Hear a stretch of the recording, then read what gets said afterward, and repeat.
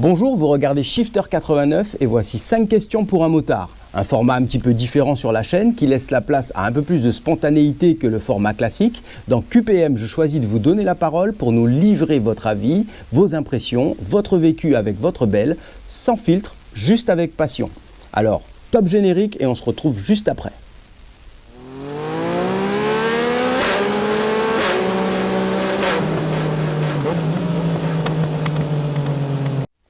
Bon bah Shifter, bonjour. Je suis très heureux de t'accueillir sur le plateau de 5 questions pour un motard avec ta bécane.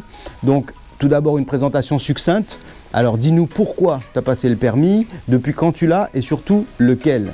Salut, je m'appelle Shifter89, je suis un métis breton guadeloupéen de 47 ans. Je suis arrivé dans la région en 2010 pour raisons professionnelles. J'ai lancé ma chaîne YouTube en mai 2021 et j'ai passé le permis moto en 1997 dès que j'ai pu me l'offrir par passion pure depuis tout petit. Donc à l'époque, pas de permis à deux, c'était gros cube direct. Ok, donc avant d'acheter celle-ci, combien de motos tu as possédé, laquelle tu as préférée? Pouah, j'en ai possédé quelques-unes, hein. Bon, j'ai passé mon permis sur une Yamaha 600 XT, donc au début, et d'autant que j'étais basé aux Antilles, j'étais très branché trail, donc j'ai eu des Honda 650 SLR et Dominator. Après j'ai glissé vers les super motards, donc KTM Duke 640, 690, ensuite les bicylindres, Yamaha TDM 850, Kajiva Navigator 1000. Tout en roulant toute l'année sur toutes sortes de bécanes, puisque j'ai un temps été vendeur dans une concession multimarque. Alors contre toute attente, ma préférée a été un petit SM que j'avais tapé à mort, une HM CRF 230 SM que j'avais racheté à mon meilleur ami. C'était marrant parce qu'avec, je courais après plein de bécanes bien plus grosses.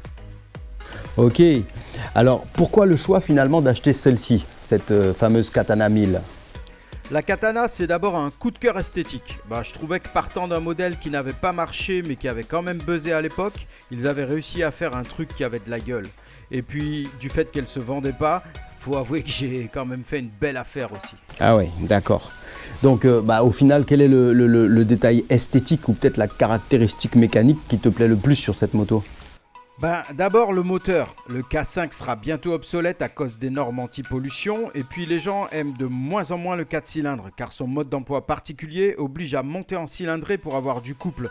Donc ça fait des moteurs lourds. Il y a moins de public pour ça de nos jours. Mais moi j'aime bien. Je suis presque un ancien, tu sais. Sinon, esthétiquement, j'aime la partie arrière particulièrement réussie. Entre la coque arrière flottante, le garde-boue façon Diavel et le gros gommard arrière en 190. D'accord.